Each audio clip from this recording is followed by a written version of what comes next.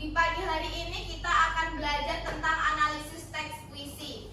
Nah, untuk pembelajaran pagi hari ini, Ibu akan membagi kalian dalam dua kelompok kecil. Silahkan berhitung dari 1 sampai 2 sampai selesai. Silahkan dimulai dari Ririn. 1, 2, 3, 1, 2, 1. Oke, berarti yang 1 ikut kelompok 1, yang 2 ikut kelompok 2 ya. Kelompok 2. Silahkan bergabung dengan kelompoknya masing-masing. Kelompok 2.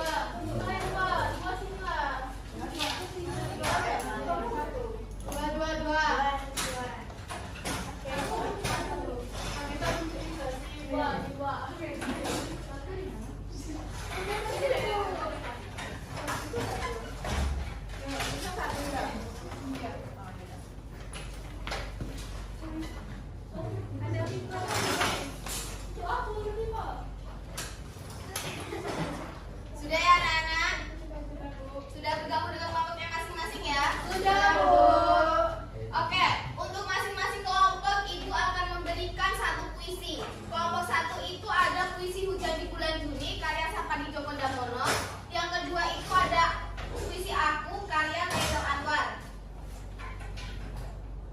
Oke, silakan diskusikan pada kelompoknya masing-masing mengenai tema atau inti gagasan pada puisi. Yang kedua, ada amanat pada puisi, diksi atau pemilihan kata pada puisi, imaji pada puisi, bahasa atau majas pada puisi, rima dan irama pada puisi. Nanti Ibu akan meminta setiap kelompok satu perwakilan untuk mendiskusikan ke depan kelas ya anak-anak. Ya, Ibu. Ibu akan bagikan ini pada kelompok 1. Kelompok 2 ya. Silahkan diskusikan pada kelompoknya ya. Ibu akan kasih waktu 15 sampai 20 menit. Baik, Bu.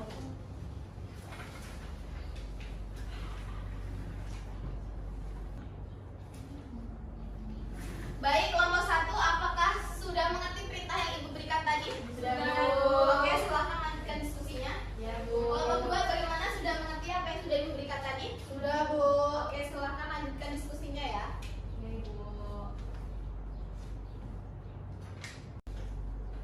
Bu, izin bertanya. Iya, silahkan. Nanti kan waktu maju ke depan kan perwakilan 1 orang. Iya. Itu kira-kira puisinya harus dibacakan nggak, Bu? Oh, tidak usah. Untuknya tidak usah dibacakan. Kalian cukup bacakan analisis yang sudah Ibu berikan tadi ya. Baik, Bu. Terima kasih, Bu. Oke, silakan lanjutkan diskusinya.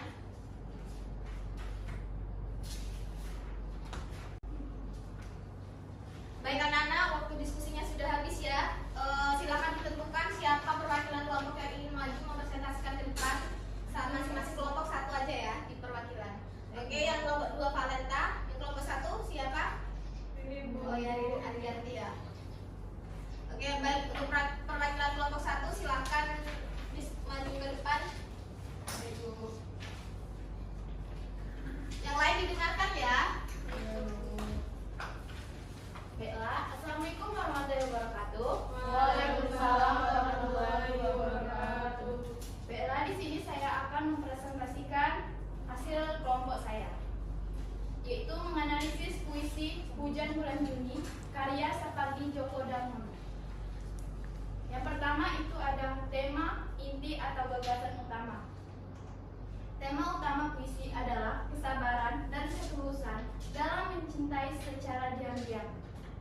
Hujan bulan Juni menjadi metafora untuk perasaan cinta yang tidak diungkapkan, namun tetap hadir dan memberi arti. Yang kedua, itu ada amanat pada puisi. Amanat puisi ini adalah yang pertama, cinta tak selalu harus diungkapkan secara langsung. Yang kedua, ketulusan dan pengorbanan bisa diwujudkan lewat keheningan. Yang ketiga, belajarlah dari hujan, tabah, bijak, dan arif meski tak terlihat. Yang ketiga, ada diksi atau pemilihan kata. Sapardi memiliki kata-kata yang sederhana namun syarat makna, seperti tabah, bijak, arif, rintik, jejak, ragu-ragu, tak terucapkan. Diksi ini menciptakan suasana yang melankolis, tenang, dan reflektif. Yang keempat ada imaji atau citraan pada puisi. Puisi ini mengandung beberapa imaji, antara lain yang pertama imaji visual, yaitu jejak-jejak kaki di dalam itu pohon berbunga. Imaji auditif atau suara, rindu-rindunya memberi kesan suara hujan yang halus. Yang ketiga, imaji perasaan atau emosional, rindu yang dipendam, ketabahan, keheningan. Yang kelima itu ada gaya bahasa atau majas. Puisi ini karya akan majas, antara lain 1. Personifikasi. Hujan digambarkan memiliki sifat manusia, yaitu tabah, bijak, arif, rindu, menyerap. Yang kedua ada metafora. Hujan sebagai lambang cinta diam-diam. Yang ketiga repetisi, pengulangan frasa. Tak ada yang lebih, di awal setiap bait memberikan penekanan emosional dan ritmis.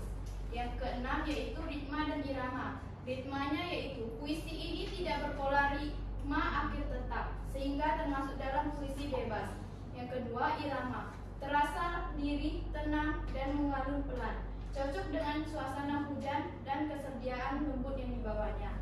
Yang ketujuh, latar dalam puisi, yaitu ada latar waktu dan latar suasana. Latar waktunya bulan Juni, biasanya awal musim kemarau di Indonesia, namun masih ada hujan. Ini memberi kesan kontras dan keanehan yang puitis. Yang kedua, latar suasana, hening, tenang, syahdu, mengandung rasa rindu dan pengorbanan dalam dia. Mungkin itu saja hasil dari kelompok 1. Saya ucapkan terima kasih. Wah, hasil diskusi dari kelompok 1 sudah tepat ya. Ayo berikan tepuk tangan pada kelompok 1. Terima kasih ya untuk Lilin. Oke, baik, selanjutnya untuk kelompok 2 silakan untuk mempresentasikan hasilnya. Selamat pagi teman-teman semua. Pagi. Di sini saya dari perwakilan kelompok 2 akan bacakan hasil analisis dari puisi aku karya Khairil Anwar. Yang pertama itu tema inti atau gagasan utama. Tema utama puisi ini adalah pemberontakan terhadap norma dan semangat individualisme yang kuat.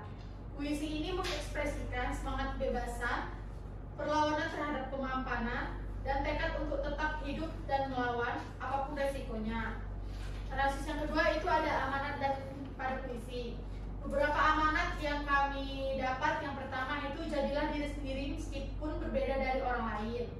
Yang kedua itu kehidupan harus dijalani dengan semangat dan keberanian. Yang ketiga, jangan tunduk pada tekanan atau rayuan dari orang lain. Dan yang keempat itu hidup harus dijalani secara penuh dan bermakna, bahkan jika harus menentang arus. Analisis yang ketiga itu diksi atau pemilihan kata. Khairil Anwar menggunakan diksi yang keras dan penuh semangat, seperti meradang, menerjang, dan binatang jalang. Puitisi tapi tajam, seperti luka dan bisa berlari hingga hilang peri-peri. Bahasa yang lugas, emosional, dan ekspresif untuk menunjukkan jiwa yang gelisah dan memberontak. Analisis yang keempat itu ada imaji atau citraan pada puisi. Yang pertama imaji visual, seperti peluru menembus kulitku, berlari hingga hilang perih. Yang kedua imaji perasaan, menciptakan kesan perlawanan, kesakitan, dan tekad. Yang ketiga itu imaji pendengaran, pada kalimat tak perlu sedu-sedan itu, terasa bunyi ratapan yang ditolak oleh tokoh aku. Analisis yang kelima itu gaya bahasa atau majas. Yang pertama metafora. Aku ini binatang jalang, di mana menggambarkan dirinya sebagai sosok liar dan bebas. Yang kedua itu hiperbola. Aku mau hidup 1000 tahun lagi, menyatakan semangat hidup yang tak padam. Yang ketiga, personifikasi. Peluru menembus kulitku sebagai lambang kekerasan yang menyurutkan semangatnya. Dan yang terakhir itu ada paradoks. Meski terluka dan penuh bisa, ia tetap berlari, menunjukkan kekuatan dalam penderitaan. Analisis yang keenam itu rima dan irama. Rimanya itu tidak berpola tetap atau puisi bebas, tetapi mengandung keselarasan bunyi yang internal. Kalau irama itu puisinya berubah-ubah, dinamis, kadang terkesan seperti teriakan batin atau seruan perjuangan, selaras dengan tema perlawanan. Dan yang terakhir itu ada analisis latar pada puisi. Yang pertama latar suasana. Latar suasananya itu gelisah, muram, keras, tapi penuh tekad. Yang kedua itu latar sosial, di mana menggambarkan kondisi seseorang yang merasa dikucilkan atau menentang sistem. Bisa ditafsirkan sebagai latar sosial politik masa penjajahan atau tekanan masyarakat. Yang ketiga itu ada latar waktu dan tempat. Latar waktu dan tempat tidak disebutkan secara eksplisit, tapi kesannya kuat berada di tengah konflik batin atau perjuangan hidup. Terima kasih teman-teman sudah Baik, tepat sekali ya diskusi dari kelompok 2 yang berikan tepuk tangan kepada kelompok 2. Oke, Ibu akan meminta hasil diskusi kalian tadi ya, Bu. Ibu akan mengambil nilainya. Baik, Bu.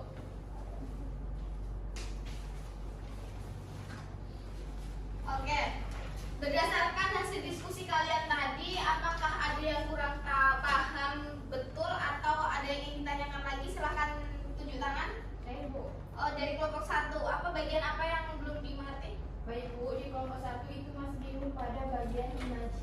Oh, bagian imaji ya.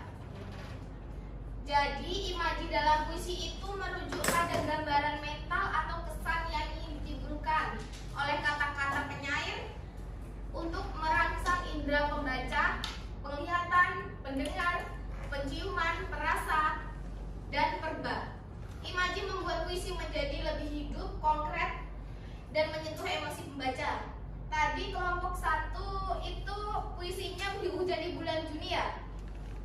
Jadi imaji Hujan di Bulan Juni itu ada imaji visual. Yang pertama itu ada imaji visual, penglihatan, imaji yang membentuk bayangan atau citra yang